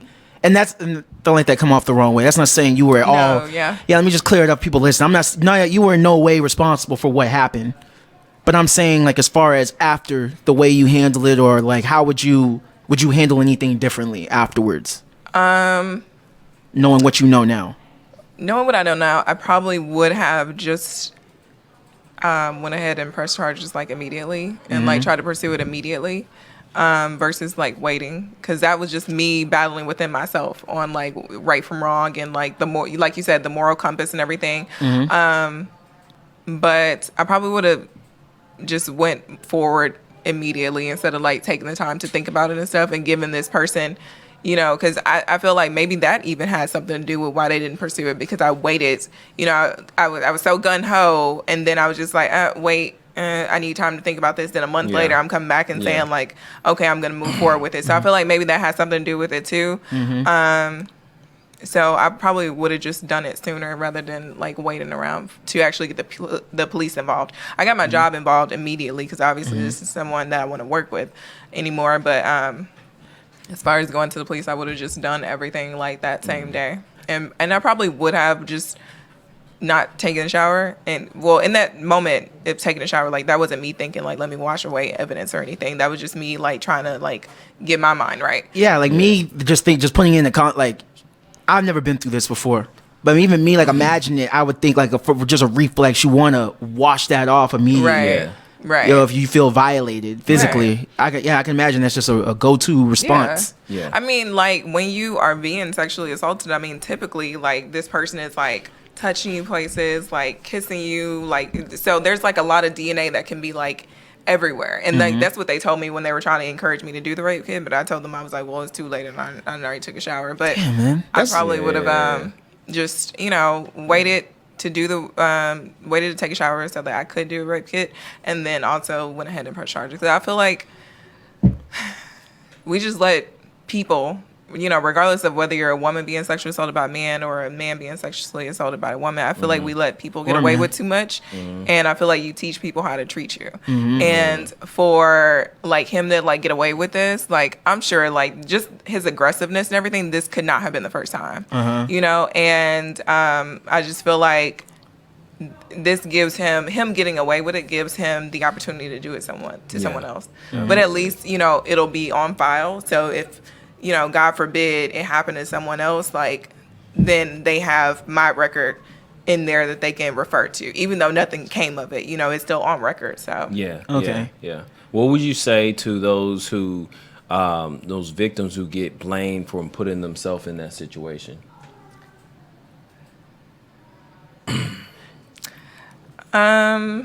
That's hard. It's hard. I don't know what advice I can give other than to stay strong and like stick with what your gut tells you. If your gut tells you that you didn't do anything wrong and that, you didn't deserve it and this person was out of line, then stick with that. Like, fuck what everybody else thinks. Everybody has an opinion. I mean, we're sitting here right now on this podcast giving our opinion on so much stuff. Yeah. But it's like, everybody has their opinion. Like, fuck them. Like, in your heart of hearts what's right and what's wrong and what happened to you. Don't let anybody tell you anything different. Somebody want to slut shame you for some shit. Oh, well, fuck them. Like, they can probably be slut shamed them themselves. But I would just say, stay strong, tone it all out, and just, stick with, be strong in your faith. Because I think that's what got me through, like, a lot of it. Because there were times, it was dark times, especially when they called to tell me that nothing was going to happen of it. Like, that, I'm thinking they're calling me for an update. Like, okay, well, we got a court date on this date or something like that. No, I got a call and say, like, well, we dropped everything. Wow. You summed up and my all investigator that was a woman who had the pictures of my bruises. Oh, wow.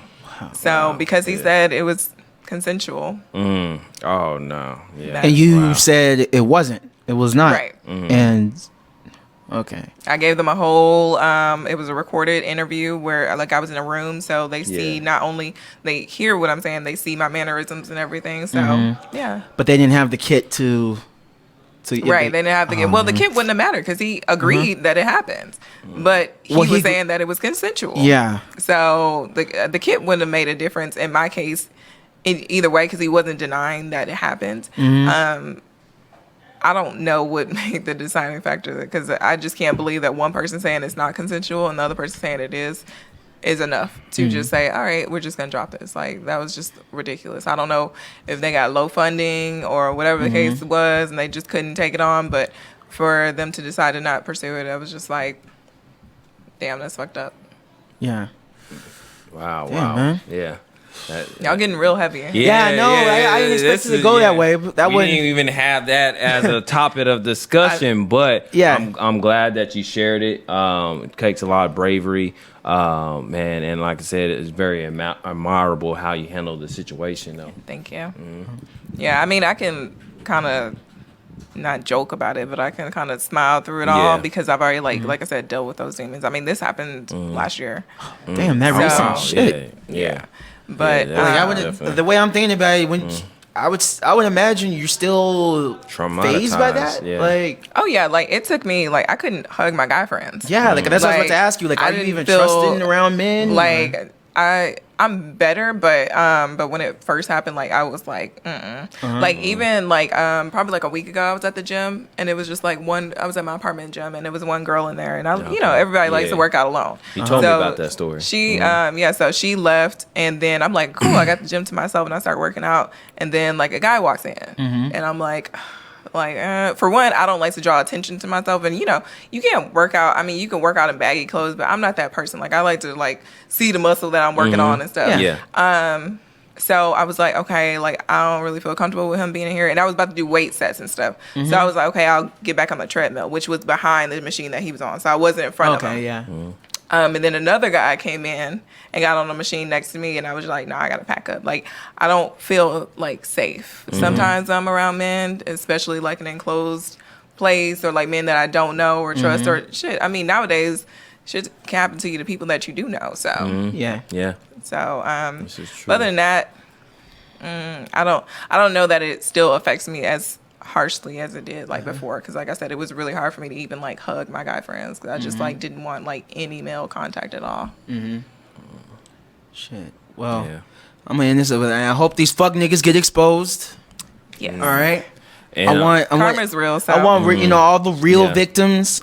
I want them to get justice somehow, some way. And yeah, man, this was we weren't expecting to talk about this. This shit was heavy, but it was. I felt like this was a much needed conversation. I learned something. I never. You're hearing your story. I learned some things. I got some perspectives I've never gotten before. Kind of changes my outlook on it. I thought people were just holding on to this information for whatever reason, and then coming out when somebody's about to drop a book or something. Right. You know. So this For was blackmail. very. Yeah. This was very insightful. Yeah. You know? Very informative. Hey yo. Well, hey, Desiree, you want to shout out your plugs or anything you got going on? what am I gonna shout out? Okay, Where can we follow you? Oh, y'all start can follow me on Instagram. So my name on there is Desi Cakes, ITSDSIKA or CAKES. And then I have a platform on there for United Black Women, and it's just like positive images of Black women because I feel like we don't see that a lot on social media. So post positive images, and eventually I'm gonna start like having meetups and stuff for us to just have platforms that we can get together as Black women and talk about issues that we have and just hug on each other and love on each other. Okay. Bye, y'all, my lord. Waiting to exhale. Let's get it on. Yeah. Let's do it. Hey, Nana, man, talk your shit, bro. What you got? I don't really got much to talk about, but man, you can follow me on Instagram at NANA_MANNN. And then make sure you follow us at We The Safe Place on Instagram. And we also on YouTube as well. Go ahead and subscribe. I know you want to subscribe. Subscribe right now. That's all I got. Yeah. You know, it's Ejike Jamal. You can follow me at EJIKEJAMAL. Follow, like Nana Man said, follow us at We The Safe Place on Instagram, Twitter. You can listen to us on all the podcast apps. Listen to us on your favorite podcast app, Apple Music, Apple Podcasts, Spotify, SoundCloud, Google Play, all that. And make sure you check out our YouTube. Oh, and that's all I got. Chill, and we out. Hey, once again, love isn't spoken, it's demonstrated. I'm out.